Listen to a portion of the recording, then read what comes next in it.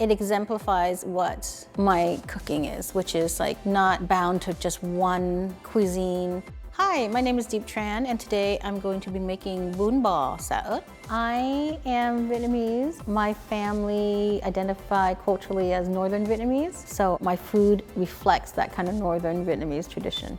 Well, first thing to know about lemongrass is you need to start with fresh lemongrass. If you go to the market and it looks really dry, the oils have dissipated already. If it's not aromatic, then it's past its prime. Because what you're trying to do when you're making this chili oil is to trap the oils that are in the lemongrass.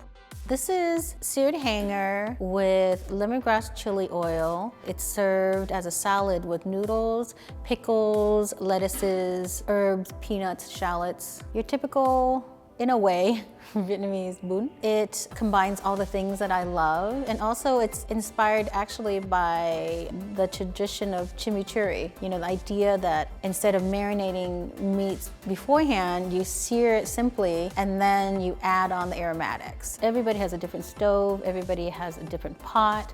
So when I tell people how to judge when this recipe is ready to move on to the next step, you want to check if the oil has turned red. Fish sauce is key to this dish in various components. One being the lemongrass chili oil. It just adds like this depth of flavor that's very different than just salt alone.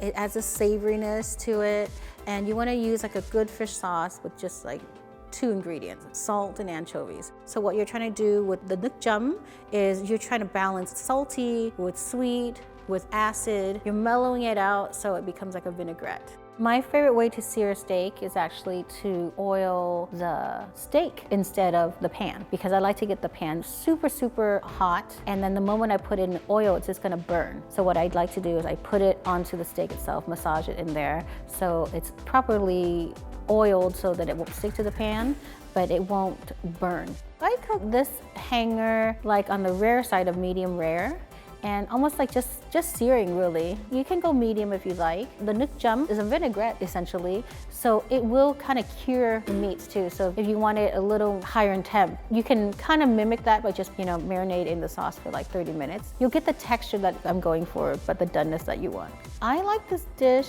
to have a lot of herbs because, for lack of a better word, like it just pings, you know, like it's not one note. It's not just herb, it's 2 kinds of herbs. It's not just the crunch of peanuts, it's the crunch of peanuts plus the crunch of shallots. It works in concert. This recipe for lemongrass chili oil is a bigger recipe than you'll need, but why not make a bigger batch? You can serve this on rice, you can serve this with eggs. Just put it in your refrigerator, it'll last about 3 weeks, if not more. I just definitely like to be in my own world. Didn't really identify with the aspirations of my cousins. I identify as queer in the sense that not beholden to any tradition. Yeah, I guess I've always, you know, not cared as much for the status quo. You know, I get asked this a lot by actually other young Vietnamese queers. They kind of like really have a lot of angst about it. And I said, you know what, your parents do what your parents do. You know, like in the end, you live your own life, you know, and I feel like you answer to yourself. We don't have to do anything like the previous generation. We can queer it up. If I can give advice to young queers, particularly Asian Pacific American queers, I would say don't worry about what other people expect you to be. Oh, yes!